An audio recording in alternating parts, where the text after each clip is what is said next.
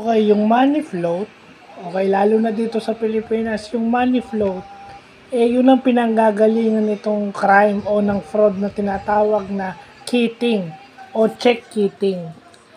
So, alam naman natin na yung kitting is yun yung pag-i-issue ng cheque with insufficient fund. Ibig sabihin, kulang.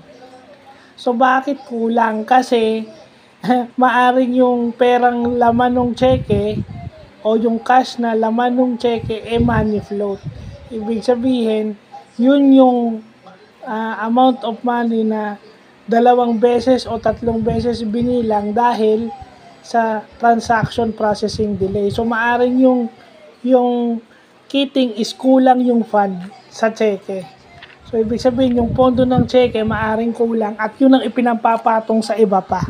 So yun yung crime ng kitting o check kitting na tinatawag. So may ganun pala no.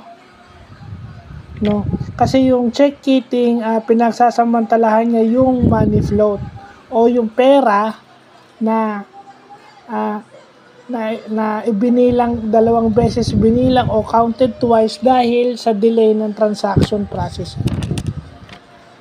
So dahil do sa mga delay sa processing, ayan, minsan 2 beses nadodoble, minsan kulang. O minsan sobra, di ba? Yung kulang float, yung sobra float. So yung float ang nagiging dahilan nung sinasabi lang check kitting, yung mga insufficient funds o yung mga sobrang funds.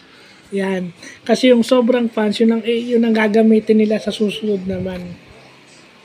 Then, sa dulo nun kulang, then doon na naman. Yun yung check kitting. Ang pinagmumula ng check kitting, pwedeng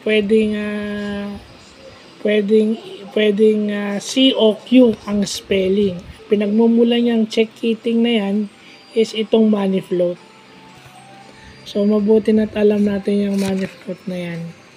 So, yun yung importanteng nalalaman natin ngayong araw na to, no?